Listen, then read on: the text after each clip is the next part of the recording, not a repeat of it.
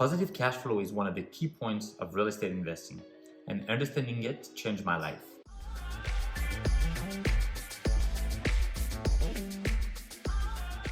So I'm really excited to share with you the math on how to calculate cash flow of a property. Real estate is all about numbers, and knowing the numbers is the difference between a good and a bad deal. Let's get right into it. What is cash flow? It's a simple concept, but often overlooked by rookie investors, including myself. My first 2 properties had a negative cash flow, and back then, there wasn't any YouTube videos to watch to get some help from seasoned investors. And in my early 20s, I never read books about business and real estate. So investing in rental properties felt like going on a trip without Google Maps. I knew where I wanted to go, but I had no plans on how to get there. So I just tried and hoped for the best. You wouldn't go from New York to Miami without your GPS. So why going through life without a plan? It's great that you have goals, but goals without a clear vision on how to reach them are just dreams. It's in my late 20s that I started to read books about investment to try to accelerate my growth. And I realized that to reach more of my goals, I'll have to write things out to have a clear plan so I could see step by step the road to get there. That made a world of difference. So in general terms, cash flow is the money that comes in and goes out of a property. But when we talk about it relating specifically to real estate investing, it's the difference between rental income and the expenses associated with owning and maintaining the property. Essentially, if you have more rental income than expenses, you now have positive cash flow. And if you have more expenses every month than income, you are in a negative cash flow. Even if you don't know much about cash flows, a good rule of thumb to assess a house is that when a property can produce 10% gross income per year, it's usually a good deal. But let me tell you that if you live in a larger city, chances are you won't find any properties that can produce that kind of return. You'll be closer to from 5 to 7%. And that's okay, because these properties usually tend to have less vacancy and more appreciation. They also depreciate less when there's a market correction. That's when knowing how to calculate cash flow becomes helpful beyond the rule of thumb. So let's take an example. Let's say we buy a property for $420,000 and the total gross rent is $3,500 per month, $42,000 per year. That includes rent, storage, parking, and laundry. So basically, this is all the income that a property brings. Now we'll calculate the expenses.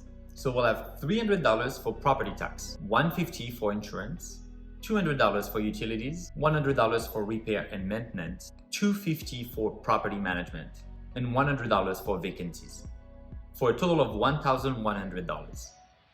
Now we'll be able to figure it out the net operating income, or NOI, that is the total gross income minus the expenses. Or with our example, $3,500 minus the $11 in expenses give you $2,400 in NOI.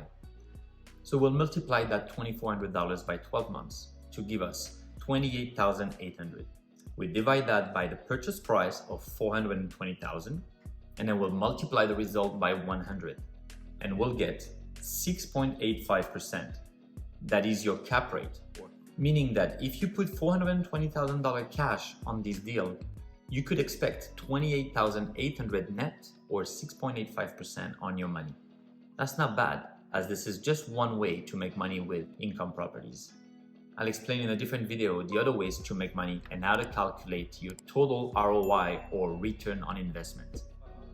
Next, we have to deduct your mortgage if you have one, and I strongly suggest you do, because leverage is the best tools of real estate investing for 2 reasons. First, if you have no debt on your income property, then your NOI is taxable since there's no interest rate to write off. Second of all, it's the power of leverage, better explained by the following example. If you won $1 million at the lottery and then you wanted to invest the whole thing in real estate, then there'll be 2 ways to do that. So the first way, you buy a building for $1 million in cash. That building returns about $100,000 a year, so for 10% gross. In the second way, now we're going to take that $1 million and then we're going to divide it in 5 $200,000 down payments. That means then this way, you can buy 5 $1 million property, producing each $100,000 in income, just like in our first example. bringing you now $500K in income or 50% gross return on your $1 million investment. Now, can you see how powerful leverage can be? Let's get back to the mortgage. So you put 20% down to buy this property or $84,000. The closing cost will be roughly $4,000 as well. And you are now getting a mortgage for the remainder of $336,000 on a 30 years amortization period at 5.5%. That will make a mortgage payment of $1,895 per month. On that, you deduct your $2,400 net operating income, and that would leave you with $505 net cash flow each month, or $6,060 per year. And this is how you calculate cash flow. You have your gross income minus your expenses, and that gives you your net operating income. Then you deduct your mortgage payment, and that equals your cash flow. Why is it so important to generate positive cash flow when you invest in real estate? The main reason is that it creates extra income from the start. You have to keep in mind that in real estate, most of the money is made in the future. The mortgage gradually being paid down and the appreciation of the property is where you build equity. Actually, some people's investment strategy is focused purely on long term. Maybe their current situation doesn't require monthly cash flow, so they are more focused on the eventual appreciation or resale value and prioritize that over monthly cash flow. But let's be real, most of us want that monthly income. We want the property, your business, to provide for itself and cover monthly expenses. So when the property has a positive cash flow, you're making money right away from day one. And if you manage it right, it keeps coming every single month.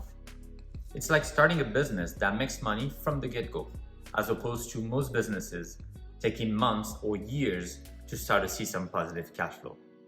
Another reason why cash flow is key comes when you want to start scaling or growing your portfolio. If you plan to buy multiple properties, showing the bank that you know how to generate a positive cash flow on your first rental property increases your chance that you get another mortgage. First, it shows a proven track record. You've either bought a great asset or you've increased the rent or lowered the expenses yourself and therefore improved your income on a particular property. Secondly, your monthly cash flow can also be used as an income to qualify for the next property. Of course, like all things mortgage, this also depends on your particular situation and lender. But your property carrying itself can help you buy a second property, then a third, and so on. You will max out at some point. That is when you'll need to use some creative strategies. The ultimate goal, when you can generate enough positive cash flow with all your properties, that will enable you to either replace your salary, retire early, or simply spend on extra cash on something you care about. Once you understand this, you can be massively wealthy. And if you decide to scale your business, you can attract investors and prove to them that you know how to dissect the deal. Hope you find everything helpful, and I'll see you next time.